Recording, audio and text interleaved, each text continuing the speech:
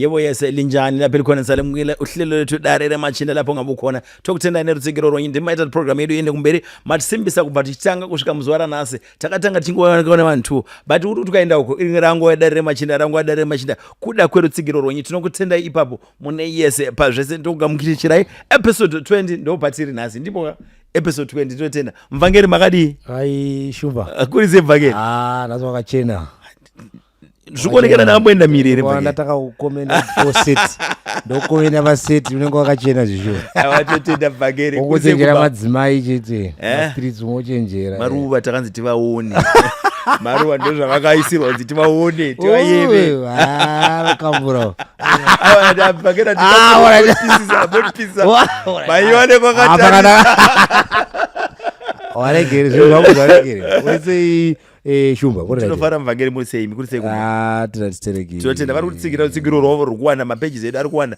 tokutenda ine kutsikira kwamutita Bluffy Les DHH mune yese pazvese BMH Bluffy Media House siyalibonga kakhulu usekelo lwenu usakangana chimdara big mdara chinongozira thank you mdara mune yese pazvese kozoti vanotisapota vanomira nesu pazvakaoma anasaura uda unopona oye mabiscuits Proton Bakers tokutendai usakanganwe taura application kuti kana uri kunze kwenyika uko uchida kufondera kumusha ine matariffs akachipa saka munhu wese ari kunze kwenyika nekwauri download application inonzi taura inokupa matariffs akadzikira usakanganwe Dankos Motors kana uchifunga kutenga motikari yako kunze kwenyika une rebate une chi wona veDankos Motors kona Park Street pa Extreme Service Station ipapa ndo pavari wona veDankos Motors tokutendai nerutsigiro usakanganwe wafunga kutenga property yemumba TV, fridge, machima, electricals, zvese. Rains Africa is the place to be. Rains Africa. Vabate enda pa page pavo social media platforms ngoti Rains Africa. Rains which is RAINES ndo Rains of what .Africa. Vane yese pa zvese panyadzi property and ma warranties pa Rains Africa 10-year warranty. Tokutenda mvunzo yedu yakawanda mvangeri muri sei? Right shumba atipinde tuono tichichitika. Mundigadzira guchu ndofunga ndokuleka ini. Guchu rakanaka madzibaba ako aitora guchu mai mauri aiwa andutaura achito cleansing yakakosha mvangeri yes zvinoita here izvo zvokuti alright rekaitipinde mubvunzo usareverwa chinogona kundipisa but yazida kuzozvibvunza pekupedzera okay alright that's fine shumba anditoni ndotenda mvangeri mubvunzo rekutanga uri kuti ini ndiri mukomana ane makore 27 okuberekwa ndine mukadzi nevana 2 asi nyaya iri pakuti ndeyekuti mukadzi wangu anotaura nasekuru zvakanyanyisa zvakusvika pakuti sekuru vakapa mukadzi wangu mota inonzi inini ndikadawo kubuda nayo inonzi ukasike kudzoka nemotikari yangu so recently nyaya iri panapa iri kunetsa dare sekuru vakanyorera mukadzi wangu kuti dai murume wako asingazonditema nedemo ndaida kukutengera mota sekuru ava vari mhiri kwemakungwa kuUK ndisekuru hanzvadzi yamai vemukadzi okay kozvindi zvavo zveiko sekuru ava zviri pachena kuti ari pamarriage yakaenda under threat it's very clear I think it is been motivated by poverty also akarora mukadzi asina kudzikama anotambira zvipo zvisina kubva kwazvakafanira kuti zvibve iwe unopa sei mukadzi womunhu zvipo murume wacho asina kuapurufa apa iyi ndisekuru hanzvadzi yamai I think vari kushandisa zvitsumo zviya zvechiramo muzukuru mukadzi zvinonzi muzukuru donzvo wepwa ndizvo zvavari kuita sekuru ava munhu akaisvoipa kwazvo it's very unfortunately kuti vanhu vanogona kuva mathreats mamarriages edu iyama as we always say vanhu vari dangerous handiti pamarriage yako vanhu vanenge vachinzi vana bamunini vana sekuru nemasawira ndo vanhu vanyanya kudyira iwawo saka pamuzi sekuru vari kudyira itori nyaya yekuti vari kuUK bedzi hanzi vari kunze kwenyika kupi vari kuUK bedzi saka musi wavanotoburuka ndege anofana kutotaka kutovhura ziso kana akatongwara ngaatotaka kutovabata hanzvadzi yamai kutoigarira chaiyo kutoti iwewe ndikuone bedzi une mukadzi wangu kuti ndakabata demo racho kuti ndakanzwa bhozi kunyora demo racho nditori naro ndokutema ndiri kungonyatya chete murero bhozi hauna zvimwe zvaungaita pakadaro bhozi sekuri iwavo havana bhozi vaakudhiraivha nemapassions saka mapassions zvaanenge aita anenge haiko zvino vari kutomborota mukadzi wemunhu wakarara naye wachitomborwa kana mawed dreams nemukadzi iye aiwa ka wachitobata kana chimandira maoko wachimufunga mukadzi yeye. Saka wakuda reality manje, saka wachamukwirira ndege kuuya. Saka iye since akawana nyaya iyi akufana kutomira, anofana kuadzingirira because hawana hunhu ba. Ndisekuru wada kusvibisa musha. Wada kusvibisa musha. Wari kushandisa zvitsuma izvozvo. You see, it's actually a terrible event. Sekuru waifana nguva riwo baba, waifana nguva riwo amai, wanopota wachitoudzwa maissues anogadzira musha kuti sekuru kuno muzukuru wenyu andinetsa. Saka apa ini havasi kutonongwana here kuda kunzwa kuti murume wako anochinika kuti motikari yayo kana dai pasina murume wako anozonitema nede mukaenda kakutengera itsotsi igora sekuru awa unogodai pasina unotaura seiko nemukadzi wangu ini ndiripo. Handiti sekuru iyanzvadzi yamai anotaura neni ka ko unotauriko nemukadzi wangu ini ndini point of connection. Handiti muzukuru wandokunzwa yata pane pambotaura ngati pane mota yakunzwa usadrive imota yanonyimwa uri kunzwa kana ndozvinoita wakadzi izvozvo kana wakanga wane maresources kupfuura murume. Iwo mukadzi wako kana wakanga wamutengera mota kana ukamupa haumboite izvo upota uchimuti iwo mota yangu chii upota uchisiya kandepamba kana tikauti akaenda mumashopusi waenda anongokuupdatewo but wakadzonga kuti ukasire nemota yangu kuti ndisaka achikurudzira varume kuti varambe vari in power with the resources. Mukadzi wangu ita pamusoro pako varume varamba vari in power because mukadzi wangu ita pamusoro pako you are being managed. Wakubudzwa nguva yekupinda mumba ukatengerwa imba nemukadzi anondokutaura nenguva dzauchapinda mumba imomo kuti by 4 p.m. unofanira kuzvakaona chitukwa murodhi nemukadzi wake chinzi dai ndisirini dai usiri chinhu ndizvo vanoita. Vabereki vangu vakakusimudzira vakakutsvagira basa motikari yauri kufamba nayo ibasa radakwana vanhu vabereki vangu dai ndisi. Saka tisataura izvi zvinobva kwakadzi vevapfumi kana ndarora mukadzi mupfumi. Kurora mukadzi mupfumi ndokuita sei? Unorora mukadzi mupfumi kuita sei? Iwo uri murombo rudo rudo cuts across boundaries. Aiwa tiri kuti zvanetsa vanhu vakawanda. Handiti varume vamwe havasi havo clean kuuya pachena kuti varume tikupe advice takasungwa. Handiti vaifunga kuti zvine rugare. Vazhinji varume vanopinda muzvinhu izvi vanenge vaida vachitsvaga easy way of living. Inyope havadi kusenza. Ndizvozvo inyope. Aiwa kusada kushata uda upi wako ugere. Handiti ndisaka vakadziwa because they are not providers, they will make sure kuti unozvidya nemuseredzero. Saka zvinenge zvine kurowana nekupanjana mukati. Saka pakupedzisira unoita zuze. Saka iti kuti sekuru wada kuparadza musha womuzukuru. We must be very careful. Handiti we always want to encourage wana baba to protect their families. Usaita kuti mukadzi wako aite in conduct hysteric nevanhu varunzi vana bamnini wana they must come through you to your wife. Mabhururu shamwari nechi they must come through you to your wife. Hakuna shamwari yako inotekstera mukadzi wako wachiita nyaya usingasiyi. Ngaamutekstere foni yangu yaramba kupinda. Baba wari papi? Waripo here? Ndiri kuvatsvaka kunzi wabuda kuti it's fine. Iye uzonditi ama muchitsvakwa ndambobvunzwa. Handiti ndopiwa ripoti iyo. Kwete kuti kune nyaya dziri kutotaura kuseri. Wanhu vachitokurukura. Handiti muri sei mukomana ari kubata basa here chichi. Hadziti aiwa hatidaro munobvunza inini. Kuti ko basa rakamira sei kumba tokupai anza isusu. Aiwa ndikudaurira. Uzwa kuti ko muzukuru unopfeka mapedzeza. Vakadzi vanotengerwa. Havari muzvitaridza here. Otokupfekera iwe ototi zvakanaka. Anotanga achiti ndisekuru. Pamwe hausi kutenga mabrief yayo. Maandaweka. Hapana munhu anopfekedza munhu masagi. Hapana munhu anotenga zvina musedzero. Aiwa varume vakamupa munhu chinhare. Kutengera zvi. Iwe uri munhu unopa munhu chinhare. Kana kukwidza transport chaiko. Unenge unotsoma. Ndikudawo. Aiwa hakuna dzitakakwidza mahara mota. Unoyepa.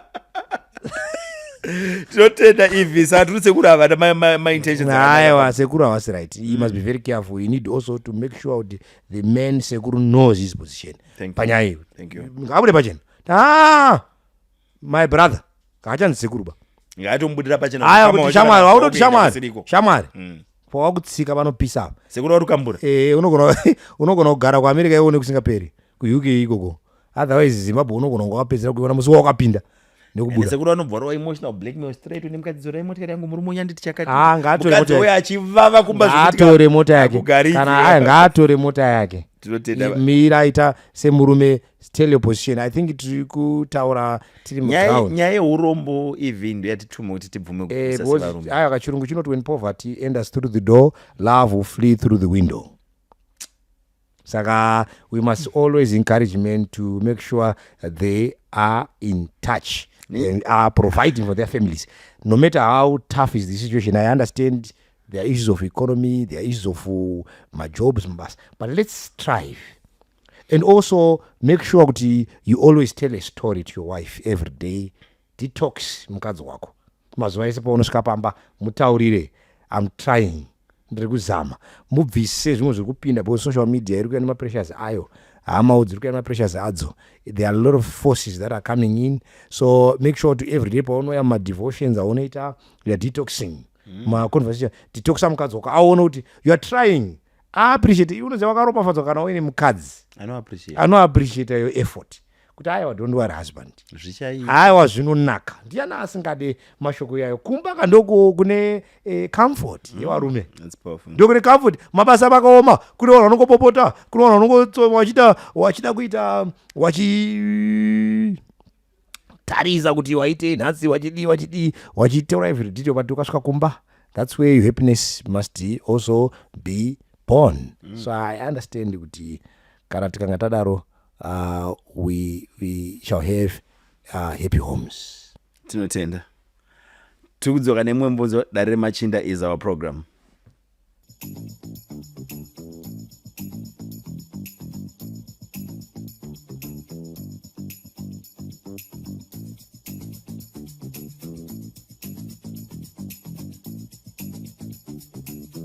Thank you very much. Tokutenda itogamuchira second segment yedu Dare Remachinda. Patinogara tichitaura nyaya dzinonetsa machinda. Even madzimai mune nyaya dzinotogona kubatsira iwo. Bichana madzimai but todawo machinda kunyanya idare renyu. Vakawanda madzimai vane zvinovanetsa. Varitoona Dare Remachinda rinokwanisa kuvabatsira panyaya dzavo. Nyorai namba dzedu ndo dzamunoona dzinobuda pascreen. Toda kutenda vanoita production yedu iende kumberi. Sekuru Frank mune yese pazvese. Mabledza director wedu kuri sei Mabledza. Thank you very much. Tokutenda nerutsigiro rwenyu. Munoita zviende mberi zvinake dzese alibonga kakulu. Mubvunzo ivi second segment yedu. Munoti chine varume vari kutya kutsiura vakadzi vavo mune zvavari kuita. Zvakaita sana TikTok. Nekuti unoona mukadzi achitambisa pa TikTok. Vamwe vari kuda kuzviramba. Ukada kuzviramba unoita bachura. What's your take? Aye wakadzi wapanduka. Wakadzi wapanduka Phathisani. Futi advisor V adzi futi shiri yabvuta regeni. Muzukuru wachinja kapu ndo yatakuita iko zvino but dakutaurira kana uine mukadzi anoita tsika iyoyo uri panguva yakaoma. Azvibude Phathisani kuti iwe unotozodedzwa nevanhu kuti uya uone kune chamupupuri kuno. Uya unzwe kune kwaita hondo. Unosvikawa comment section baba yakaputika. Vanhu vari kutaura kuti chimunhu ichi ndaigona kutochikambura chinowanika papi chimunhu ichi. Ndichidye ona mitsetse iyo chichi vanhu vachitaura haiwa ona ichi kudya nerifa. Unoti mukadzi womunhu anofanira kuzviita ere? Aiwa ipambika. Ipambi chikuru. Rahure ramumba. Kubuda pa social media. Aiwa achitambisa chiko. Miri ndakapiwa naMwari. Kuti uite sei? Masisi ndakapiwa naMwari. Saka ndizvo tiri kutaura kasaka vanokambura vakutaura kuti ndoda kukudya. Ko kana asingadyise batana. Akabatika isusu kari kuti tide kudya. Why is she creating an evil mind in us? She's creating an evil mind. Kandizvo paita appearance of evil. Ari kuitire zvinhu zvakadaro.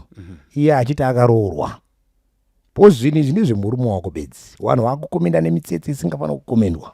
But murume wako kana chikubvumidza kupfeka zvese uchitenderera tichingozviona ma window shopping atinoita. Ndizvo tiri kutaura saka tiri kuti paita dambudziko hombe. Murume aitwa discharged. Handizika because akutadza kutaura. Vakadzi vane nharo nenyaya idzi Phathisani. Dzekupfeka nechichidzi. Saka varume vanofana kutomira. Unotomira. Kautomuudza munhu kuti chimboenda kumba kwenyu munorayirwa. Saka munoti chine mukadzi ari pa TikTok. Ndizvo ndiri kutaura dzapfambika ari kutsvageko munhu akarohwa. Varotsvagei munhu akarohwa.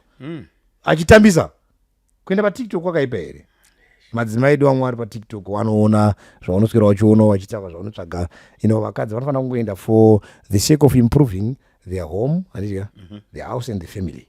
kuti pamwe ari kutsvaga madesigns emba, ari kutsvagawo kuti kubika madishes ari kuitwa nonge pane zvakawanda zvaunogona kuona zviri positive patiktok. Not posting yourself in sexual dances. Yes. Handiti tiri kuti iwo wakuuraye mamorals, morality yaparadzwa nemukadzi akadai. Saka murume anofanira kutomira. That's why Bible ichiti murume ndiye musoro. Yes. You must control the home. Yes. Unofanira kutoziya zviri kupfekwa nemukadzi wako. Yes. Mukadzi wako anopfekei. Yes. Zvakatonyanya kukosha kuti varume watu vanopfeka hembe dzewakadzi wavo wachiya uchitoya chiti ndo dzako dzauri kupfeka zvakakosha izvozvo, but ungazvitaura today izvozvo unotsingwa nevanhu, but madzibaba edu ndo zvaakanga achiita. And look, society yakanga isina mibvunzo yakati uri kutaura, yakanga iri stable, because mukadzi aitonopfeka aine murume wake achitochinja, murume achitoti yes this is the choice. Iwe unoita sei mukadzi anopfeka zepfambi ari masu wako? So ndine tiri ipapo, saka muti vakadzi ngavarekedze zvetiktok. Ngavaite zvetiktok for positivity. Maassets andakapewa kama-assets yekuti uite sekupombesa vanhu vanhu vakupomba ende unonge uchipomba akamira kaunonge uchipomba uchiita upombo nemunhu wausingafo wakaona muupenyu kuchikwara nendinda mubata uri wega, asi munhu yausakaenda naye waparara pfungwa. So ndinotenda muvangeri apa ndofunga vapindura. Ndine imwe clip ari disturbing. Okay. Clip iri ndofunga rakaitika kudhara netime, but rakandibata ndangoti tingoti titerere tinzwe kuti munoti chii. Okay. Go Baba Simba. Why are you ignoring my calls? I guess mukuzozva maita handiti. Ndaona video yamaita muchitaura rubbish yamanga muchitaura. Let me just remind you Baba Simba kuti muri mu-England, munyika ma-queen, munomu vanhukadzi isusu tine ma-rights. Let me just remind you that, do you know kuti I can call mapurisa kuti you're emotionally abusing me mukaswera manhongo ipapapo? And imimi makangana kuti kuZimbabwe maibuda mobva kubasa motoenda kuma-small house enyu, pamwe maidzoka kumba, pamwe maidzoka after 2 days. Saka problem yekuti nini ndakuzviita chi? You remember what you used to say? You used to say kuti you are the breadwinner. And muchinditi kana ndasvotwa ndofana kubuda. Guess what? I am now the breadwinner. Ndini ndine chingwa. Anditi ndini ndakabata. Phone iyo yamuri kushandisa kurecorda rubbish yenyu is my contract phone. You're sitting in my house talking rubbish to your friends and your relatives. Vanogondidi. Vanondidi. Hama dzenyu mukadziudza kuti handisi kubika. Kunoku kaBaba Simba kunoitwa 50-50.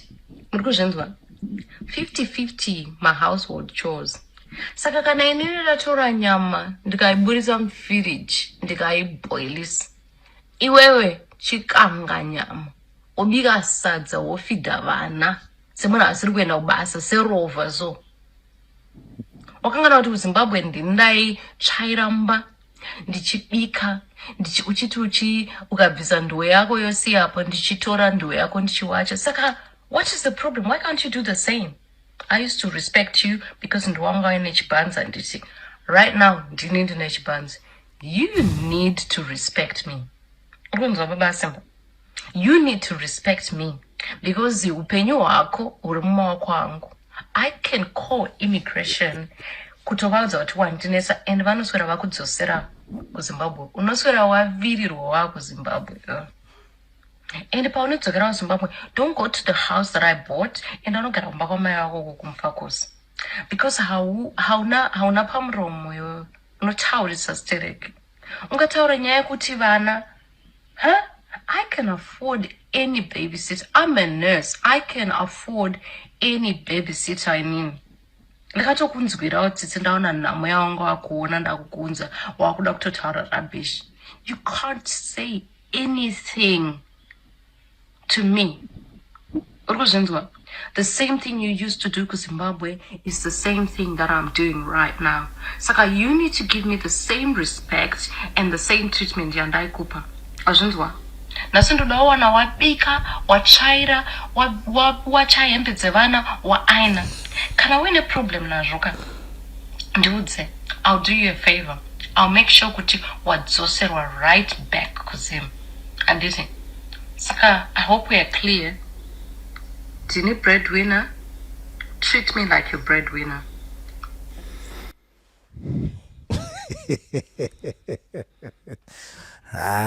Zvakaoma my friend Phathisani. Ndizvozvo hapana kutama, ngaatosuka. Ngaasuke nekutsvaira mumba zvaari kuzwa izvo ngaatoita. Bhoza akoniwa ka akundikana ari kutoudzwa ende apiwa mareasons why ari fanira kusukiswa ndiro. Hanzi ndini ndiri kukupa sadza, ndini ndakakupa pokurara, ndini ndakakunzwira tsitsi. Saka wakanzwirwa tsitsi yebhega zvinotochuza. Togumira ipapo vaMarufu panyaya iyoyi. Ndizvozvo tinotenda. So rega tidzokere. Aiwa mira ka. Rega tidzokere. Imbomira vane maversion ekuti handizivi kuti chokwadi. Panyaya pano ndikwanzanzi baba Simba vakazosvika pamwa poison toita suicide. Wakafa ndizvozvo. Ndiwo here. Hazvina basa kukunzwira tsitsi benzi. Kunzwira tsitsi benzi vakafa bari kunzwira tsitsi benzi. Ari ronga bandiani.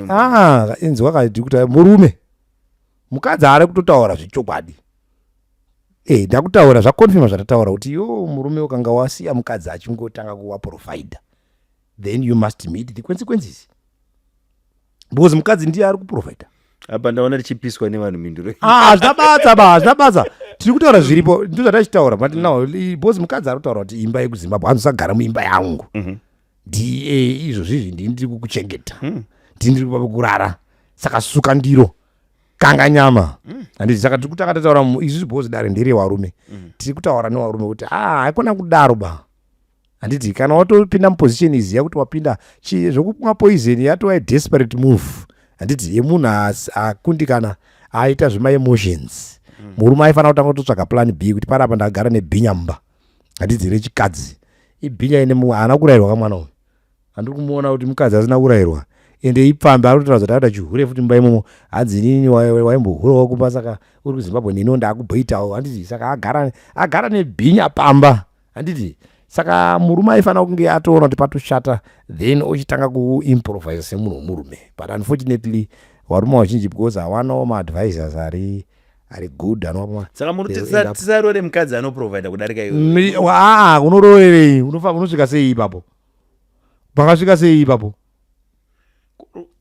Mukadzi haasi provider by nature. That's why zvinhu zvese mukadzi. Saka muti vakadzi vane mari havarorwe here vaMarufu? Vakadzi vane mari ndewapi? Ko mukadzi akaita mari. Ngaarore murume ane mari kuti anziye haana mari. Ndizvozvo. Mukadzi kunzi anzi haana mari. Ngaarore. Iye kana uchiti pane mukadzi ane mari ngapaite murume ane mari kuitira kuti tisataura zvemari yemukadzi. It's a clear ground. Kana pane mukadzi woti anzi uyu ane mari. Asi kana ruri rudo wani. Hapana chinonzi rudo ipapo. Muchamwa kamushonga mukafa. Aiwa ndipo zvonzi ve kwangu vachava kwangu. Hapana usanyeperwe. Pari ve kwangu vachava ve kwako. Usanyeperwe. Boaz. At some point Phathisani. At some point Shumba. Even muwane ego ine varume. You feel threatened. And because upenyu evolve to good beds. Sometimes it evolves to evil and bad. Saka usafunga kuti kana ukanga warora nemukadzi uyu zvamaka muchita muri mukova nemusikana zvicharamba zviri marriage. There's a time when you want to face my issues. Handiti kumba kwako kucharwariwa kwakazvarirwa iwewe kuchafiwa. Handiti apa una chauinacho. So you need to go and tell this woman. Handiti kuti my resources aitwe released. Ndipo unopinda tumatare itoto. Kuti wane kumba kwenyu mimi. Saka tisita kutoa wiga. Wane kumba kwenyu mimi saka tisita kuwanisa chikafu pesi. Wane because vakadzi my emotions ka. Hawasi kuchanza logic sevarume. When you are in power you understand. Kuti zvekutanzi tezvara takambono mwana waka maiguru takamudi uri munhu murume onema. Kuti no give them zvauri kuda. Tifambe let's help. Because uri murume. There are women that are sincere. But when chips are down, you need also to face. Unogona kuzoipiwa yekuti munoita zvacho zvekuti muigafa nekupa chikafu nekuendesa urwere kuchipatara. But you go through consequences. Because women are not providers by nature, by creation. So they claim saka zvinhu zvese chikwereti, saka zvinhu zvese zvine mari tens. Saka baba ava kana wakafa wakazvizorodzawo mukutambura kwawanga waita, but tiri kutaura nyaya yemurume akakonewa who failed to move like a man. Tinotenda Marufu yaidari Remachinda asi maansaisa chava achitifadza achititekenyedza. Aiwa hapana, tinotenda Marufu. Ndine mubvunzo panapo ipesenari yangu satapinda mune mubvunzo. Ndine mukadzi anosevenza, ini ndinoshanda. Mai vangu varwara kulowa gwero, mai vemukadzi varwara kuchivuko. Mukadzi anoshanda iwo ndiuri mari yakawanda. Ndine mari ndiri baba chaivo chaivo. Yakanaka tifabe zvakanaka. Mai vemukadzi varwara kuchivuko, vangu varwara kulowa gwero. Mumba tine $100. Parodiwa mari inoti $100 kuti panorapiswa munhu mumwe chete. Ndo $100 iri muyo. $100 inoenda kumba kwa mai vane. Mumba yangu inini. Mai vemukadzi varwara, mai vangu varwara same time. Mari rudiwa kwese $100. $100 iri mumba. Ati mune $100 yamuina iyi ndokwanisa kurapisa munhu wani. Hatida kuendeko. Ndiye emergency ndiye mumba. $100 haisi kuda kuketawo zvinhu zvenyimi. Aiwa, ndo ma-savings. But muri kuwira kuti iyi tinokwanisa kuendesa kuda urwere. Ukurudiwa 100. Ukurudiwa 100. Hazvina kuipa. 100 inotsemuka nepakati. Airi $50. Hazvina basa. $50. Hazvina basa. Haisi kukwana. 50 itai plani. Ndo yatinayo kuno. Plani ndiani uri weplani yacho? Kati yatinayo kuno. Ndo yatinayo kuno. Ndo yatinayo kuno. Pakashata vamwe dzuro. Mwedzuro pari tight. Mira. Marufu, mukadzi wangu kune hanzadzi dziripo. Ayo kami but mune 100 pamenyu. Saka unaona kuti iyo mari yenda kwenyu. Mambara. 50 iende kudani. Wese ndiana mai wako. Tinotenda Marufu ngaitipinde mune mubvunzo. Unoti hi, I'm a lady married to a young man, to a man 3 years younger. I respect him so much because I value him as the man of the house, because he actually plays the roles of a husband. I want good guidance how I should forgive him on his past, though I had said I had forgiven him all of his bad things he did to me. Every small event that happens, it reminds me of the past events. Even though it's genuine, I don't know how to address this to him in a good manner. Mfana hari patight. Hanzi akanditadzira kudhara but ndakamuregerera. Hanzi mudiki. Makore ane basa remurudo. Ndozvotoitika ivavo. Murudo chiko. Uya ari tanzi aiwa kwaunofana kuteerera kamashoko. Ma-statements. Atatanga tauzozvo kudiki zvine basa rei matambudziko. Ari kuti mfana. Zvatopinzwa mikwete. Hanzi mfana anonditeerera. Ende indakamuregerera mfano. But hanzi ndomuudza sei kuti zvaanongoita. Kuti hanzi ani mwana ada kuita sei. Mwana ada kundiita sei. Akada kundijairira. Ndosaka iwe kuti udzirei zvezera rake kana nyaya yako iri yematambudziko chete. Kuti hanzi ndine mwana wandinaye ari kuda kundijairira pawo. Munonditenderei kana kuzvambura. Murume ndio. Makore ane basa rei nyaya. Ina achinetseka kuti ingotaura ka. Saka age plays a role in the relationship. Ino plays a role. Ata manga ari mudi kuna ife. Makore ndizvo because uyu ari kutoti ndakamuregerera uyu but ada kutoona kuti ndinijaira apa ndiri mukuru kwari. Ndosaka hamasina chaakaregerwa ari kunzi ari kufunga kuti kupusa inini kudana naye ndakamupa chance iye ari mwana mudiki. So pane pfungwa yesuperiority iri kuuya. Why do you want to tell us about the age of this young man when you know that he provides people in relationships? I don't understand. I don't know how what exactly is happening, but I don't go to hanzi zvakadhara haisi nyaya iyoyo tiri kuzwa nyaya age. Be careful. Handiti we encourage kuti varume vangu vari vakuru kumadzimai handitika so that it helps. Vanhu vese vatinonzwa vemapatriarchs vana Abraham they were older than ana Sarah. Handiti hatina kumbowana chatinoudzwa chiri kuenda ikoko handitika. Saka toda kuti tinyanyokurudzira wana varume vangu vari vakuru. Handiti vakadzi also they tend to submit to men that are older than them. Nditi, that's also how also women are created. Inongo ndi mkuru batane mari. Hai utoti hapana mukuruba.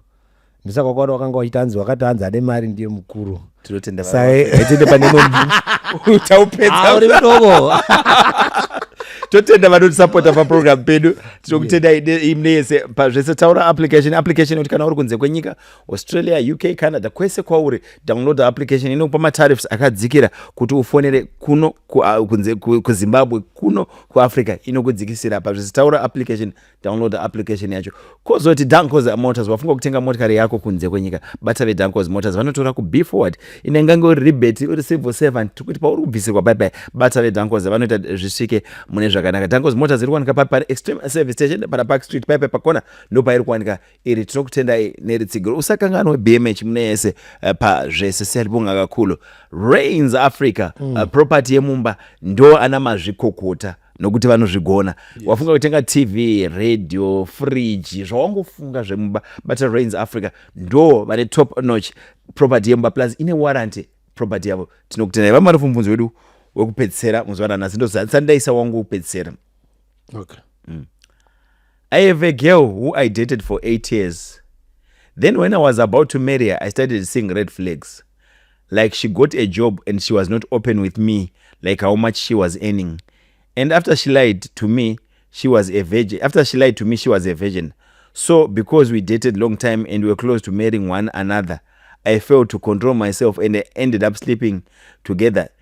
That is when I discovered that she was no longer a virgin. So I ended up marrying another lady who was open to me from the beginning and we are happily married.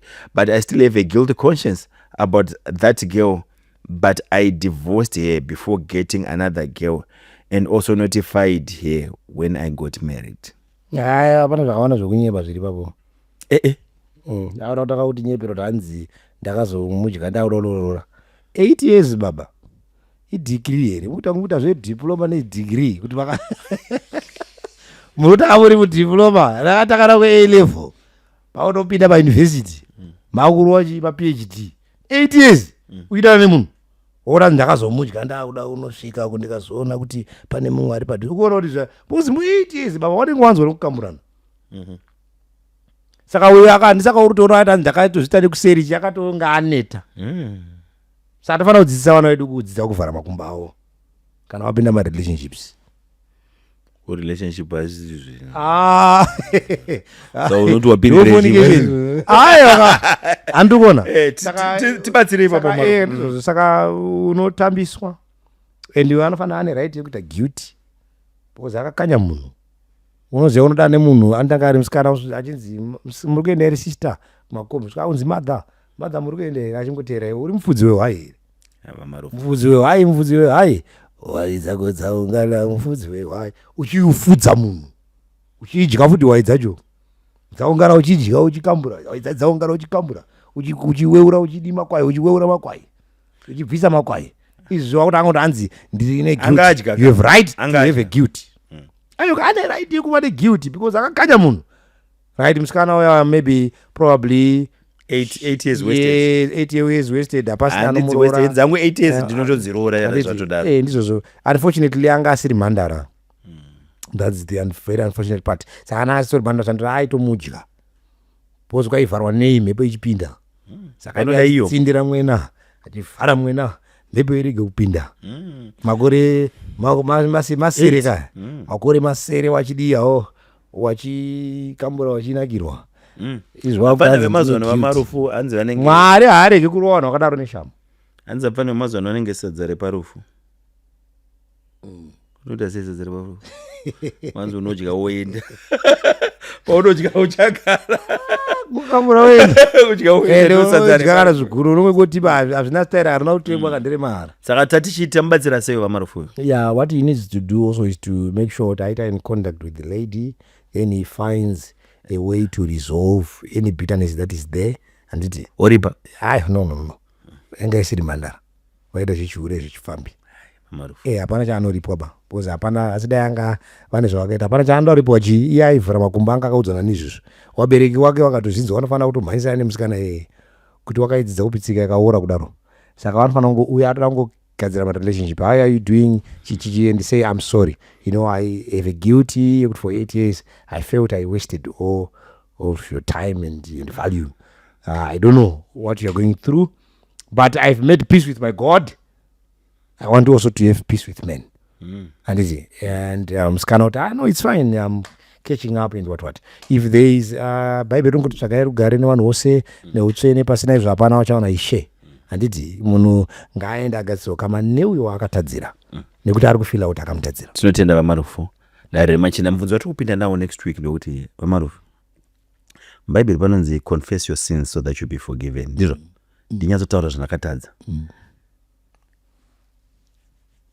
Mufesi ari kuona kuti inini mukadzi wabhosi wangu tine zvatakaita, hanzi zvokundiremera. Mwakambura mukadzi wabhosi, but ndikunzoda kuvaudza bhosi wangu kuti wakadzi wemabhosi, ndokuda kunzwa kuudza bhosi wangu kuti ndo zvandakaita, because ini ndatendeuka ndasangana naMwari. Ini handizive kuti zvinoita izvo arida kuita izvi, because pane basa rake risk nemukadzi warida kusvibisa zita. Ini ndakazotaura chimwe chandakati kana wafunga kutendeuka, tendeuka wega usiye zita rangu kunze. Iwo ndiwatendeuka kainanisa ndatendeuka, saka zita rangu unondibandanidzire chimwe kutendeuka kwako. Ndizvo zvandwa ndezverekiti Dari Remachinda tokutendai nerutsigiro rwamunotipa murambe makadaro. Tosangana paMonday. Facebook pages akawanda ekuona. Like page redu Dari Remachinda, Dari Remachinda, like tiriko ku TikTok, tiriko kwezi tenge tichikanda pakasiyana siyana. Usaka kuti Bluff your SDA Church tinokutendai nerutsigiro rwenyu pazvese. Zim Celebs Official tiripo ipapo page Phathisani Phathisani Phathisani Sibanda ndiripo ipapo. Usaka pa EV page ya EV tenge tiripo every Monday at 7 o'clock. Siyalibonga. Dari Ndirori. Thank you, Shumba. Totenda magere. Wonderful.